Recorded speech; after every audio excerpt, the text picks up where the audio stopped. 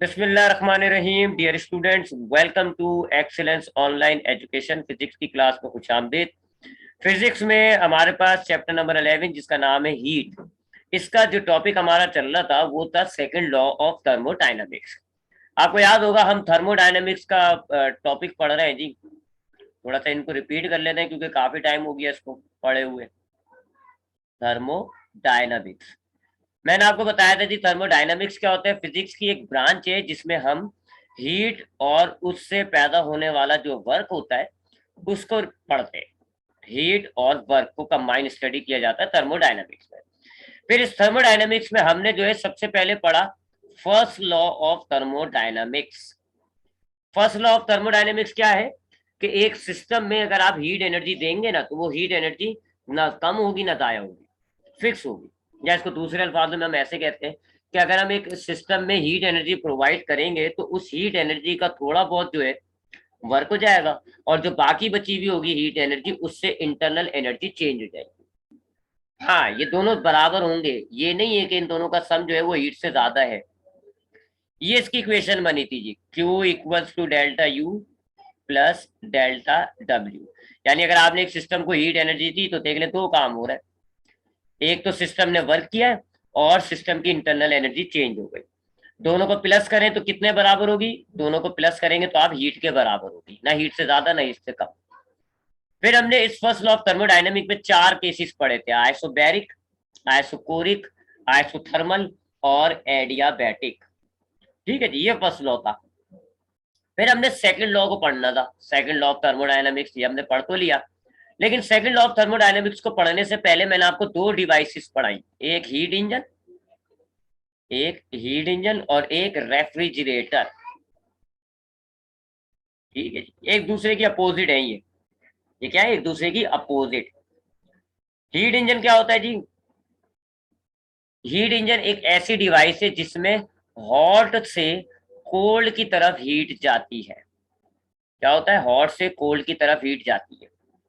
यानी कि ये ऐसी डिवाइस है, सपोज कर लें जी, ये आ गया हीट इंजन। ठीक है जी, यहाँ पे हमने एक पिस्टन लगाया हुआ है। क्यों? क्योंकि हमें पता है जी कि हीट कंप्लीट ट्रांसफर नहीं होगी, थोड़ा बहुत वर्क होगा। सो ये हॉट है जी, ये कोल्ड है। हॉट का टेम्परेचर हम डिनोट करते हैं T1 से, कोल्ड का टेम्परेचर हम डिनोट करते हैं T2 से। अब सपोज करें आपने इस हॉट के अंदर हीट एनर्जी प्रोवाइड करी, इस हीट इंजन को हीट एनर्जी प्रोवाइड करी, कितनी? Q1। कितनी एनर्जी प्रोवाइड करी आपने? Q1। अब इस हीट एनर्जी के फर्स्ट लॉ ऑफ थर्मोडायनेमिक्स के मुताबिक दो काम होंगे, और इस हीट इंजन में मैंने आपको क्या बताया? हॉट से कोल्ड, ये जरा ध्यान में रखिएगा। सो आपने एक हीट इंजन में हॉट की तरफ से आप एक हीट एनर्जी सप्लाई करते हैं, कितनी? Q1। अब इससे क्या होगा? थोड़ा सा तो वर्क हो जाएगा और इस वर्क की वजह से आपका पिस्टन बाहर आ जाएगा। ठीक है जी। अब क्यू आपका इस हीट एनर्जी जो आपने दी, इससे थोड़ा सा वर्क हो गया और जो बाकी बची हुई होगी वो यहाँ कोल्ड पर आ जाएगी और कोल्ड से यहाँ रिलीज हो जाएगी। ये कितनी होती है? Q1 minus W। ठीक है, और इसको हम कहते हैं Q2। Q2 कितनी है? देखें जी, Q1 जो आपने टोटल दी थी उसमें से आप वर्क जो है वो माइनस करते, जो बच गया वो Q2 है। ये हीट इंजन होता है। इसकी ये इक्वेशन जरा ध्यान में रख लेगा, इससे हमने फिर वर्क निकाला था। वर्क कितना हो जाएगा जी? Q1 minus Q2। ये फॉर्मूला हमने वर्क का निकाला था, ये भी जरा ध्यान में रखिएगा।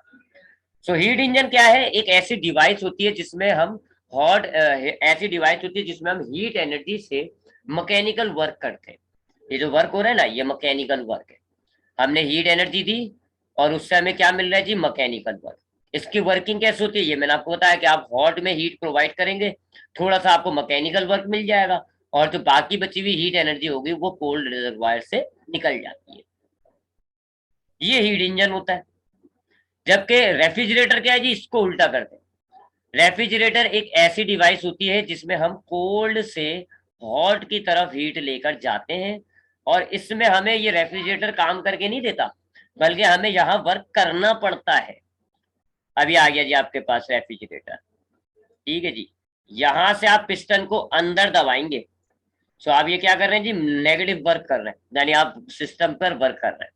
सो क्या होगा जी? ये हॉट है, ये कोल्ड है, तो कोल्ड से हॉट की तरफ हीट चली जाएगी, उल्टा हो गया।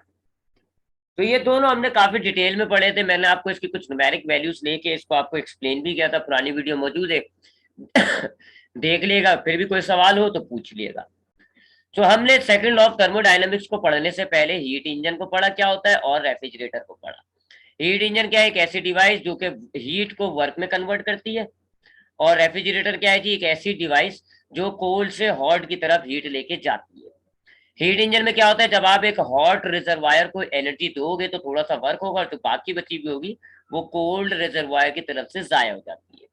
जबकि रेफ्रिजरेटर में क्या होता है, आप कोल्ड की तरफ से हीट देते हैं और आप रेफ्रिजरेटर में वर्क करते हैं, नेगेटिव वर्क है यहाँ पे, आप वर्क करेंगे और फिर आपकी हॉट की तरफ हीट जाती है।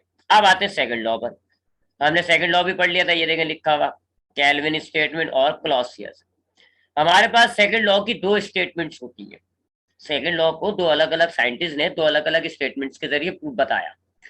कैल्विन की स्टेटमेंट क्या है जी, हीट इंजन से रिलेट है, जबकि क्लॉसियस की स्टेटमेंट जो है वो रेफ्रिजरेटर से रिलेट होती है। चलो पहले कैल्विन की बात करते हैं। कैल्विन कहता था जी कि कोई ऐसा हीट इंजन नहीं है जो आपको 100% वर्क करके देते, नहीं, कोई भी ऐसा हीट इंजन नहीं है जो आपको 100% वर्क करके दे दे, यानी आपने जितनी हॉट को हीट दी है वो सारी की सारी वर्क में कन्वर्ट हो जाए और कोल्ड की तरफ कितनी जाए, 0। ये लिखा है, जितनी आपने Q1 दी है उतना आपको वर्क मिल गया और कोल्ड की तरफ कितनी है जी, 0। ऐसा कोई हीट इंजन नहीं होता। ये है केल्विन की स्टेटमेंट कि there is no such heat engine which convert all the heat energy into useful work and no heat is lost from the cold reservoir। कोई भी ऐसा हीट इंजन नहीं होता कि जिसमें हमने हॉट को जितनी भी एनर्जी दी है सबका सब वर्क में कन्वर्ट हो जाए, नहीं। आप हॉट को जितनी भी एनर्जी दोगे ज्यादा से ज्यादा वर्क हो जाएगा, लेकिन थोड़ा सा ही सही कोल्ड की तरफ से हीट लॉस जरूर होती है। ये आपके पास था first second law of thermodynamics की केल्विन की स्टेटमेंट, हीट इंजन से ताल्लुक है। जबकि क्लॉसियस की स्टेटमेंट क्या है जी, रेफ्रिजरेटर से रिलेट है। कोई ऐसा रेफ्रिजरेटर नहीं होता जो आपकी कोल्ड की तरफ हॉट को हीट ले जाए और उसे वर्क ना कर पाए। हमने भी पढ़ा है ना कि जब हम कोल्ड की तरफ हॉट लेकर कोल्ड से हीट को हॉट की तरफ शिफ्ट करेंगे तो हमें इस रेफ्रिजरेटर में वर्क करना पड़ेगा।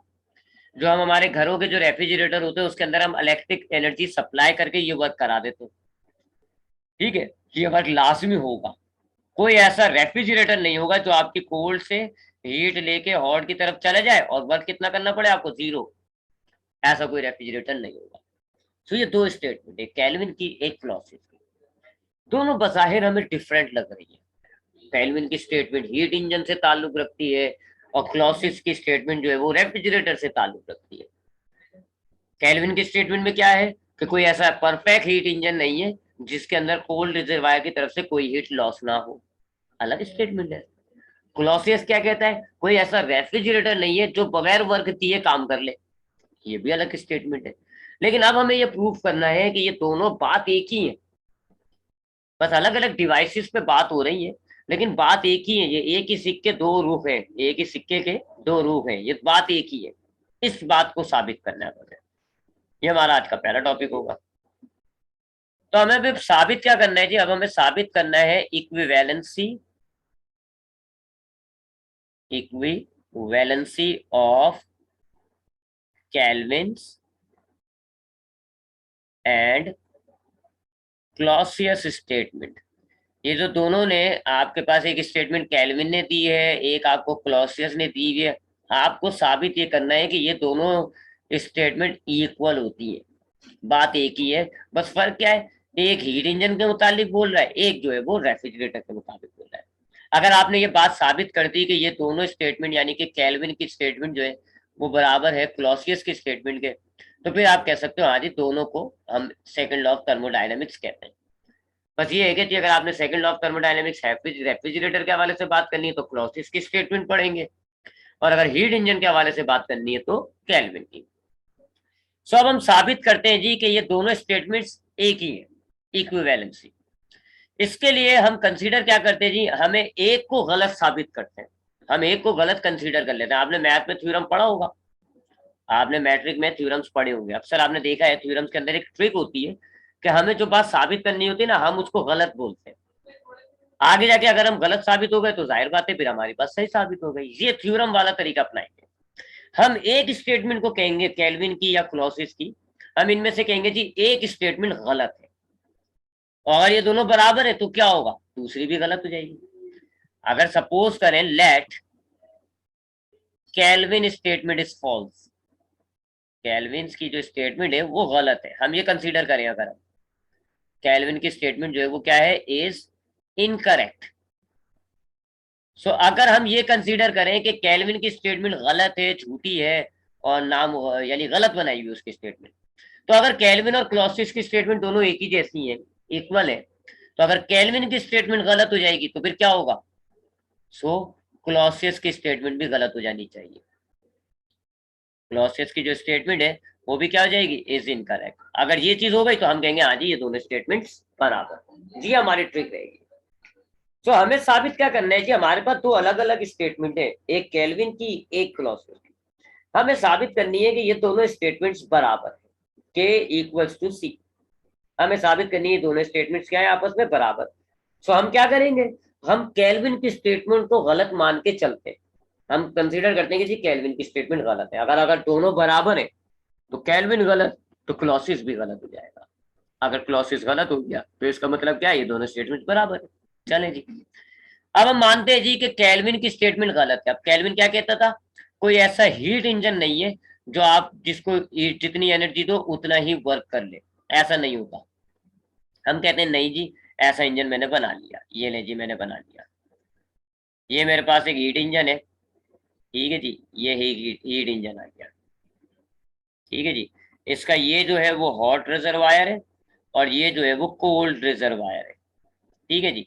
अब हम जानते हैं जी कि एक हीट इंजन में ऐसे जो है वो हीट ट्रांसफर होती है फ्रॉम हॉट टू कोल्ड, ऐसे हीट ट्रांसफर होती है और थोड़ा बहुत वर्क करके निकल जाता है साइड में, ऐसे थोड़ा बहुत जो है वो वर्क हो जाता है। लेकिन हम कह रहे हैं ये केल्विन की स्टेटमेंट है कि जब भी आप एक हीट इंजन बनाओगे तो ऐसा जरूर होगा कि थोड़ा सा वर्क थोड़ा सा कोल्ड में हीट जाएगी। ऐसा नामुमकिन है कि जी आपको वर्क मिल जाए कोल्ड में ना जाए, या एक काम हो दूसरा काम ना हो, ठीक है। चले हम कंसीडर करते हैं जी केल्विन की स्टेटमेंट गलत है। हम एक ऐसा हीट इंजन बना लेते हैं जी जिसने जितनी भी हीट ली सारा वर्क कर दिया और कोल्ड की तरफ हीट नहीं गई, जीरो, कोल्ड की तरफ कोई हीट नहीं गई। हॉट से जितनी भी आपने एनर्जी प्रोवाइड करी Q1 वो सब क्या हो गया जी, वर्क डन। यानी यहाँ पे Q1 जो है वो बराबर हो रहा है वर्क डन के। केल्विन की स्टेटमेंट गलत हो गई, ठीक। सो केल्विन क्या कहता था, केल्विन कहता था कि अगर आपके पास एक हीट इंजन है और आप उसको हीट देते हैं तो थोड़ा सा हीट लॉस जरूर होगा, कोल्ड की तरफ जाएगी हीट लास्ट। मैं कहता हूँ नहीं जी केल्विन गलत कह रहा है, और मैंने एक ऐसा हीट इंजन बना दिया जिसको मैं जितनी हीट दे रहा हूँ फ्रॉम द हॉट रिजर्वायर वो सारी की सारी वर्क में कन्वर्ट हो गई और कोल्ड की तरफ नहीं जा रही कोई, केल्विन गलत हो गया। देख लो जी कोल्ड की तरफ कितनी है, जीरो, और जितनी मैंने हीट सप्लाई करी सबका वर्क हो गया, ठीक है जी। केल्विन की स्टेटमेंट गलत हो गई। अब हमने ये देखना है कि क्या क्लॉसिस की भी गलत होती है या नहीं। अब हम यहाँ से एक रेफ्रिजरेटर कनेक्ट कर देते हैं, ये हमने जो है वो एक रेफ्रिजरेटर कनेक्ट कर दिया, ये एक रेफ्रिजरेटर कनेक्ट हो गया, ये देखें, ये मैंने एक रेफ्रिजरेटर कनेक्ट कर दिया, ठीक है जी। इसका ये हॉट हो गया, ये कोल्ड हो गया, ठीक है जी। अब रेफ्रिजरेटर में क्या होता है, कोल्ड की तरफ से हीट जाती है जी टुवर्ड्स द हॉट, ऐसे हीट जाती है और थोड़ा सा वर्क बाहर से आपको करना पड़ता है, लेकिन यहाँ पर जो वर्क है वो ये आ रहा है आपके पास, ये आ रहा है, ये सारा वर्क जो है आपको कोल्ड से हॉट की तरफ हीट ले जाने में लग गया, बाहर से वर्क नहीं हो रहा। सही है ना, सही कह रहा हूँ। आपने इस हीट इंजन से, ये जो आपने परफेक्ट हीट इंजन बनाया है, ये है आपके पास हीट इंजन, और ये क्या है, ये रेफ्रिजरेटर है। सबसे पहले आपने कहा जी केल्विन की स्टेटमेंट रॉन्ग, आपने ये बात बोली केल्विन स्टेटमेंट रॉन्ग, और आपने एक हीट इंजन बना दिया, ऐसा हीट इंजन जिसके अंदर आपने जितनी हीट दी उससे क्या हो गया, वर्क हो गया, और कोल्ड की तरफ कितनी हीट जा रही है, कोई हीट लॉस नहीं हो रही, केल्विन गलत हो गया। अब हमने क्या किया, हमने इस वर्क से एक रेफ्रिजरेटर कनेक्ट कर दिया। अब ये जितना वर्क मिल रहा है उससे क्या होगा, आपकी कोल्ड की तरफ से हीट जो है वो हॉट की तरफ जाना शुरू हो जाएगी। अब कोल्ड की तरफ समझ लो आपके पास हीट है जी Q2, और ये आपकी जब यहाँ आ रही है तो Q2 कितना हो रहा है जी, Q2 प्लस वर्क, ये वाला वर्क शामिल हो रहा है, ठीक है, अब आपके रेफ्रिजरेटर को बाहर से वर्क नहीं मिल रहा, जबकि क्लॉसियस क्या कहता है, ऐसा रेफ्रिजरेटर कोई नहीं है जो एक्सटर्नल वर्क ना ले। यहाँ क्लॉसियस भी गलत हो गया ना गलत, क्योंकि अब यहाँ देखो जी, ये कोल्ड की तरफ से हीट जा रही है मेरी हॉट की तरफ, ये देखें ये जा रही, और बाहर से इस रेफ्रिजरेटर को मैं कोई वर्क नहीं दे रहा, ये तो वर्क जो मिल रहा है ये तो हमारे पास इस सेटअप के अंदर से आ रहा है ना, सिस्टम के अंदर से आ रहा है। बाहर से कोई एक्सटर्नल वर्क कितना हो रहा है इस रेफ्रिजरेटर पे, एक्सटर्नल वर्क हो रहा है 0, तो बाहर से कोई वर्क नहीं हो रहा, तो यहाँ जो है वो क्लॉसिस भी गलत साबित हो गया। ठीक है, तो ये दोनों स्टेटमेंट गलत हो गई, अगर एक को गलत कर रहा हूं मैं तो दूसरी गलत हो गई, इसका मतलब क्या है, ये दोनों स्टेटमेंट जुड़ी हुई है, ये दोनों स्टेटमेंट्स इक्वल है। ये होता है जी equivalence of Kelvin and Clausius statement. तो सेकंड लॉ की दो स्टेटमेंट्स होती हैं, एक कहलाती है केल्विन, एक कहलाती है क्लॉसियस। दोनों स्टेटमेंट्स एक ही बात है, बस फर्क क्या है कि एक केल्विन जो है वो रेफ्रिजरेटर पे सेकंड लॉ पेश कर रहा है, और वो जो है केल्विन जो है वो हीट इंजन पे पेश कर रहा है, क्लॉसिस जो है वो रेफ्रिजरेटर पे। सो हमने इसकी इक्विवेलेंसी कैसे साबित करी, हमने कहा कि केल्विन की स्टेटमेंट जो है वो रॉन्ग है, और हमने एक ऐसा हीट इंजन बना दिया जो कि आपको जितनी हीट दे रहे हो उतना आपका वर्क कर रहा है। आपने Q1 सप्लाई की, ये पूरी की पूरी Q1 वर्क में कंप्लीट कन्वर्ट हो गई, और कोल्ड की तरफ आपकी Q2 कितनी है, 0, कोई आपकी कोल्ड की तरफ हीट नहीं गई, यानी केल्विन की स्टेटमेंट जो है वो केल्विन हमने गलत साबित कर दिया। अब इस हीट इंजन से जैसे मैं एक रेफ्रिजरेटर को कनेक्ट करता हूं, तो अब रेफ्रिजरेटर में कोल्ड की तरफ से हीट जो है वो हॉट की तरफ जाना शुरू हो जाएगी, इसके लिए जो उसको वर्क चाहिए वो इसको सिस्टम के अंदर से मिल रहा है, और एक्सटर्नल वर्क कितना हो गया, 0। और यहाँ क्लॉसिस की स्टेटमेंट भी गलत हो जाती है, क्योंकि क्लॉसियस कहता है जी कि अगर आप एक रेफ्रिजरेटर में कोल्ड से हॉट की तरफ हीट लेके जाए तो आपको कंटिन्यूस सप्लाई करना पड़ेगा एक्सटर्नल वर्क, बाहर से मुस्तकिल सप्लाई करना पड़ेगा। अब यहाँ से मुस्तकिल बाहर से आप सप्लाई नहीं कर रहे, तो क्लॉसिस की स्टेटमेंट भी गलत हो गई। तो एक को गलत किया, दूसरी गलत हो गई, इसका मतलब है उल्टा पड़े, एक सही तो दूसरी भी सही, इसका मतलब है ये दोनों आपस में इक्वल स्टेटमेंट हो गई। ये हो गया जी आपकी इक्विवेलेंस, यहाँ सेकंड लॉ भी खत्म हो जाता है। तो अब तक हमने जो है थर्मोडायनामिक्स में फर्स्ट लॉ पढ़ लिया। फर्स्ट लॉ क्या था आपको बताया, फर्स्ट लॉ क्या था, उसकी 4 एप्लीकेशंस पढ़ी हमने, आइसोबैरिक, आइसोकोरिक, आइसोथर्मल और एडियाबैटिक। उसके बाद हमने सेकंड लॉ पढ़ा। सेकंड लॉ पढ़ने से पहले हमने हीट इंजन और रेफ्रिजरेटर की बात करी कि हीट इंजन क्या होता है, रेफ्रिजरेटर क्या होता है। दोनों की बात करने के बाद हमने सेकंड लॉ पढ़ा, तो पता चला सेकंड लॉ में दो स्टेटमेंट्स है, एक केल्विन की कहलाती है, एक क्लॉसियस की कहलाती है। केल्विन की स्टेटमेंट जो है वो हीट इंजन से मुताल्लिक होती है, जबकि क्लॉसियस की स्टेटमेंट जो है वो रेफ्रिजरेटर के मुताल्लिक होती है। दोनों कह क्या रहे, ऐसा कोई हीट इंजन नहीं है, ऐसा कोई रेफ्रिजरेटर नहीं है जो 100% हो या जो एक्सटर्नल वर्क ना ले हो। केल्विन क्या कहता था, ऐसा कोई हीट इंजन नहीं है जो 100% आपकी हीट को वर्क में कन्वर्ट कर दे, थोड़ा सा कोल्ड की तरफ से हीट लॉस लाजमी हो, ये केल्विन की स्टेटमेंट थी। और क्लॉसियस क्या कहता था, ऐसा कोई कोल्ड रेफ्रिजरेटर नहीं है जो बाहर से कंटिन्यूअस वर्क लिए बगैर आपको कोल्ड की तरफ से हीट हॉट तक लाके देते, ऐसा रेफ्रिजरेटर नहीं बनता। अब हम चूंकि इनको दोनों को सेकंड लॉ कहते हैं, इसका मतलब है दोनों स्टेटमेंट्स इक्वल है, तो हमने इसको इक्विवेलेंसी चेक करी, हमने केल्विन की स्टेटमेंट को गलत माना, और हमने कहा जी एक ऐसा रेफ्रिजरेटर, एक ऐसा हीट इंजन बना लिया गया है जो कि आपके हीट की एनर्जी को मुकम्मल तौर पर वर्क में कन्वर्ट कर रहा है, यानी केल्विन की स्टेटमेंट गलत हो गई। फिर जब हम उससे रेफ्रिजरेटर को कनेक्ट करेंगे तो अब आपका जो रेफ्रिजरेटर है वो बगैर कोई बाहर से वर्क लिए कोल्ड से हॉट की तरफ हीट ले जाना शुरू कर देगा, और यहाँ क्लॉसियस की स्टेटमेंट भी गलत हो जाएगी। इसका मतलब है ये दोनों स्टेटमेंट्स जुड़ी हुई है। अब हमारा जो नेक्स्ट टॉपिक है वो है कार्नोट इंजन क्या होता है, कार्नोट इंजन। और ये आखिरी टॉपिक है जी इस चैप्टर का, यहाँ इसके बाद आपका ये चैप्टर खत्म हो जाएगा, लेकिन ये टॉपिक ही आपका जो है वो इंपॉर्टेंट टॉपिक्स में से एक है। कार्नोट इंजन क्या होता है, एक साइंटिस्ट थे सादी कार्नोट, सादी कार्नोट, उन्होंने ये इंजन डिजाइन किया है। ठीक है जी, ये इंजन डिजाइन किया था और उस इंजन का नाम क्या है, कार्नोट इंजन। ये है क्या जी, ये एक हीट इंजन है, एक हीट इंजन है। अब जैसे मैंने हीट इंजन बोला तो आप समझ गए होंगे कि क्या होगा जी, ये वाला इंजन, ये मैं यहाँ बना देता हूँ, चले ऐसे ही डिजाइन दे रहा हूँ मैं आपको बस, ये हॉट होगा, ये कोल्ड होगा, यहाँ आप Q1 देंगे इसको, ये ऐसे थोड़ा सा वर्क हो जाएगा और थोड़ा बहुत जो है वो आपकी कोल्ड की तरफ से Q2 जो है वो निकल जाएगी। ये हीट इंजन, इसके अंदर जो है आपकी हीट एनर्जी से आपको वर्क मिल रहा होगा और थोड़ी बहुत आपकी कोल्ड की तरफ से हीट जाया हो रही होगी। ठीक है, ये होता है ना हीट इंजन।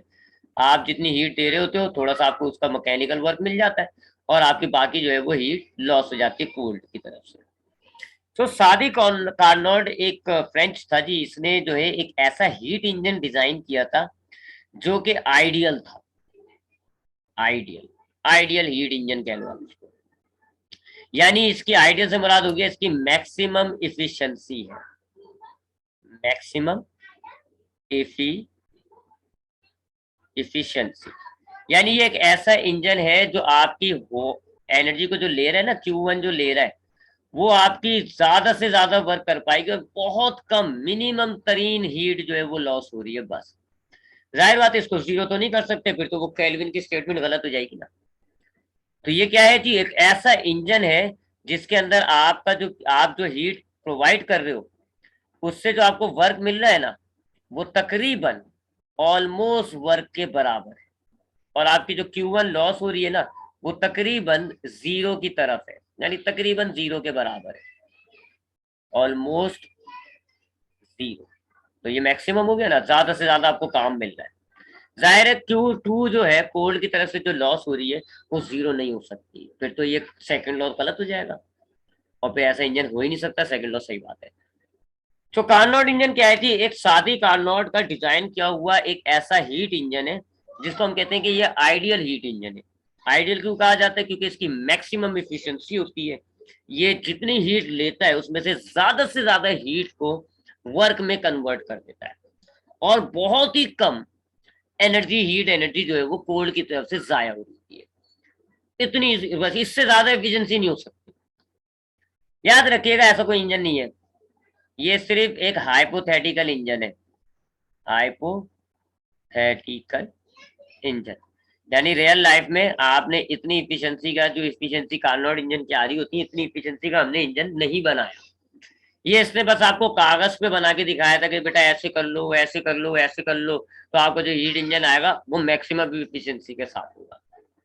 अभी आपको दिखाऊंगा किस तरह कह रहा था वो, कि आप एक सिलेंडर को ऊपर रखो, हीट मिल जाएगी, फिर उसको कंप्रेस करो, ऐसे। ये सिर्फ हाइपोथेटिकल था, क्योंकि जब हम रियल लाइफ पे इस हीट इंजन को बनाने आए तो एफिशिएंसी वो नहीं आई जो कागज पे आ रही थी। मिसाल के तौर पे कार्नोट जब इसकी कागज पे एफिशिएंसी कैलकुलेट कर रहा है, तो सपोज करें 95% आ रही है, लेकिन जब हमने उसी के तरीके कार पर जब बनाया इसको तो उसकी एफिशिएंसी तकरीबन 80 आ रही है, कम हो गई। क्यों भाई? क्योंकि थोड़ी बहुत जो है यहाँ लॉस ऑफ हीट दूसरी शक्ल में भी होगा, फ्रिक्शन वगैरह की शक्ल में। ठीक है ना, यहाँ तो आप ये समझ रहे हो ना कि सारी की सारी वर्क में कन्वर्ट हो गई और बस तकरीबन 1-2 जूल जो है वो कोल्ड की तरफ जा रही है। लेकिन जब आप हकीकत में आते हो तो फ्रिक्शन भी होती है, फ्रिक्शन भी होगी जी, आपका पिस्टन मूव करेगा, फ्रिक्शन होगी, हवा की फ्रिक्शन होगी, तो उस फ्रिक्शन के चक्कर में भी थोड़ी सी आपकी हीट एनर्जी एक्स्ट्रा लॉस हो जाती है। तो इसलिए हम कहते हैं ये एक हाइपोथेटिकल है, यानी कागज के अंदर इस इंजन की मैक्सिमम इफिशियंसी आएगी, जब हम रियल लाइफ में बनाएंगे तो ऐसा नहीं हो सकता। ये है जी कार्नोट इंजन। अब ये क्या है, किस तरह इसकी वर्किंग है, ये इसके लिए पूरी एक साइकिल है जिसको हम कहते हैं कार्नोट साइकिल। सो कार्नोट इंजन क्या हो गया जी, एक फ्रेंच फिजिशियस था जिसका नाम था, फ्रेंच इंजीनियर था बल्कि, एक फ्रेंच इंजीनियर था जिसका नाम था सादी कार्नोट। उसने कागज पे एक ऐसा इंजन डिजाइन करके दिखाया जिसको आप कह सकते हो कि जी वो आइडियल हीट इंजन है। यानी उस हीट इंजन की मैक्सिमम इफिशिएंसी आ रही होती है, वो हीट इंजन जितनी भी हीट लेता है बहुत ज्यादा वर्क कर देगा, उसका ज्यादा से ज्यादा हीट को कन्वर्ट कर देगा वर्क में, और बहुत कम अमाउंट की जो हीट है वो कोल्ड की तरफ से लॉस हो रही होती है, तो ये मैक्सिमम इफिशिएंसी का इंजन बन जाता है। जब इसी हाइपोथेटिकल इंजन को हमने रियल लाइफ में ड्रॉ किया तो पता चला वो इफिशिएंसी नहीं आ रही जो हमारी यहाँ कागज पर आ रही है, यहाँ नहीं आ रही होती, क्योंकि थोड़ा बहुत जो हीट लॉस है वो होगा इन दी फॉर्म ऑफ फ्रिक्शन वगैरह, इन चक्कर में भी जो है हमारी हीट एनर्जी थोड़ी सी लॉस हो जाती है। सुबह कागज पे इसकी इतनी खतरनाक एफिशिएंसी आती है 95, 96, रियल लाइफ में नहीं आती, तो इसलिए हम इसको कहते हैं कि एक हाइपोथेटिकल इंजन है। अब इसके अंदर क्या क्या चीजें शामिल होती है जी, वो मैं आपको बता देता हूँ। इसके अंदर इस हीट इंजन को डिजाइनिंग में आपके पास एक सिलेंडर होगा, एक सिलेंडर होगा, ऐसा सिलेंडर बीकर टाइप का एक सिलेंडर सा होगा। इस सिलेंडर की खास बात ये होती है कि इसके ऊपर एक पिस्टन लगा हुआ होता है, ये वाला, ये एक पिस्टन लगा हुआ है जी, ठीक है जी, ये पिस्टन लगा हुआ है। अब इस सिलेंडर की खास बात यह है कि जो इसकी वॉल होती है वो होती है हीट इंसुलेटिंग, यानी इनमें से हीट नहीं गुजर सकती। इंसुलेटिंग का तो मतलब जानते हो ना आप, गुजर नहीं सकता। कंडक्टिंग का मतलब होता है गुजर सकता है। तो इसकी जो वॉल्स होती हैं ये क्या है, हीट इंसुलेटिंग। लेकिन जो इसका बेस होता है, यानी इस बीकर का जो बेस है ना, सिलेंडर का जो बेस है, ये होता है हीट कंडक्टिंग, यानी यहां से हीट जो है वो सिस्टम के अंदर एंटर हो सकेगी। तो खाली हीट एनर्जी आपकी यहाँ नीचे से एंटर हो सकती है, क्योंकि इसका जो बेस है वो हीट कंडक्टिंग मटेरियल से बना हुआ है। जबकि यहां से आपकी साइडों से हीट एनर्जी एंटर नहीं होगी, क्योंकि हीट इंसुलेटिंग है जी साइड। इसी तरह ये जो पिस्टन लगा हुआ है ये भी हीट इंसुलेटिंग होता है, हीट इंसुलेटिंग होता है, यानी पिस्टन के ऊपर से भी आपकी हीट नहीं जा सकती। तो अगर अंदर हीट है ना, यहाँ बाहर नहीं जाएगी, यहाँ से बाहर नहीं जाएगी, यहाँ से बाहर नहीं जाएगी, क्योंकि वो ऊपर का और साइडों की जो मटेरियल्स है, यानी पिस्टन और वॉल्स इंसुलेटिंग है। हाँ, नीचे से बाहर निकल सकती है जी, क्यों, क्योंकि हीट जो बेस है ना वो हीट कंडक्टिंग है। तो ये सिलेंडर की खास बात होती है, एक ऐसा सिलेंडर जिसकी वॉल्स जो है वो इंसुलेटिंग है, जबकि बेस कंडक्टिंग है, पिस्टन जो है वो भी इंसुलेटिंग है। तो अब इस सिस्टम के अंदर से खाली चार में से एक रास्ता है नीचे, बेस में से हीट जो है वो आ सकती है या जा सकती है, साइडों से और ऊपर से आ जा नहीं सकती। इसी तरह दूसरी चीज होती है, इसमें एक पिस्टन लगा हुआ होता है। ये जो पिस्टन होता है ये फ्रिक्शन लेस होता है, फ्रिक्शन लेस, यानी बड़ा स्मूथ सा फ्रिक्शन है जी, इसमें फ्रिक्शन नहीं है। और यही गड़बड़ हो जाती है, क्योंकि जब आप रियल लाइफ में आते हो तो फ्रिक्शन लेस नाम का कोई चीज नहीं होता। फ्रिक्शन कम हो सकती है, लेकिन फ्रिक्शन लेस मतलब कोई फ्रिक्शन नहीं है, ऐसा नहीं है। कोई भी दुनिया में ऐसा मटेरियल नहीं है जो फ्रिक्शन लेस ना हो। तो हम अगर रियल लाइफ में कार्नोट इंजन बनाएंगे ना, तो थोड़ी बहुत, एक तो हीट इंसुलेटिंग जो मटेरियल है ना साइड में, ऐसा नहीं होता, थोड़ी बहुत हीट साइड में से स्केप हो जाती है। और पिस्टन फ्रिक्शन लेस भी नहीं हो सकता, थोड़ा बहुत पिस्टन में फ्रिक्शन होता है, जिसकी वजह से आपकी हीट जाया होती है। और कार्नोट जो है बस यही दो गलतियां कर रहा था, एक कि सिलेंडर की जो बेस साइड है मुकम्मल हीट इंसुलेटिंग कर दिया, ऐसा नहीं होता, और पिस्टन को मुकम्मल तौर पे फ्रिक्शन लेस कर दिया, जो कि नहीं होता। तो इसके अंदर पहली चीज क्या है, एक सिलेंडर होता है जिसकी वॉल्स और पिस्टन ऊपर ये दोनों इंसुलेटिंग है, जबकि बेस कंडक्टिंग है। जबकि एक पिस्टन है जी फ्रिक्शन लेस पिस्टन। उसके बाद इसके अंदर यहाँ क्या भरा हुआ है, एक आइडियल गैस भरी हुई है। यहाँ क्या भरा हुआ है, एक आइडियल गैस आपने भरी हुई है, एक ऐसी गैस जो कि तमाम गैस लॉस को फॉलो करती है। उसके बाद आपके पास दो बॉडीज होंगी, एक कहलाएगी हॉट रिजर्वायर जिसका टेम्परेचर थोड़ा ज्यादा होगा, टेम्परेचर कह लेंगे हम उसका T1, और एक कहलाएगा कोल्ड रिजर्वायर, इसका टेम्परेचर थोड़ा कम होता है, इसके टेम्परेचर कम कह लेंगे 2। जैसे ऐसे दो अलग अलग सी प्लेटें होंगी, ये हॉट रिजर्वायर होगा, बहुत ज्यादा गर्म होगा, इसका टेम्परेचर होगा T1, और ये होगी जी कोल्ड रिजर्वायर, इसका टेम्परेचर थोड़ा कम होगा, इसका टेम्परेचर आपको होगा T2। यहाँ नीचे रखेंगे हम हॉट रिजर्वायर को, नीचे रखेंगे तो गर्मी जो है वो आपके सिस्टम में आना शुरू हो जाएगी, फिर हटा देंगे, ले आएंगे, वगैरह वगैरह। ये इसके पार्ट्स है। अब इसकी जो वर्किंग होती है वो पूरी एक साइकिल की सूरत में होती है, जिसको हम कहते हैं कार्नोट साइकिल। लेकिन कार्नोट साइकिल इंशाल्लाह अब हम कल की क्लास में देखेंगे। तो आज हमने देखा जी कि सेकंड लॉ ऑफ थर्मोडायनेमिक्स जो है उसकी दो स्टेटमेंट्स होती है, केल्विन की और एक क्लॉसियस की। केल्विन कहता है कि ऐसा कोई हीट इंजन नहीं है जो आपकी तमाम हीट को कन्वर्ट कर दे मैकेनिकल एनर्जी या वर्क में। ऐसा कोई डिवाइस नहीं होती, ऐसा कोई हीट इंजन नहीं होता, बल्कि हर हीट इंजन के अंदर कुछ ना कुछ हीट लॉस जरूर होगा।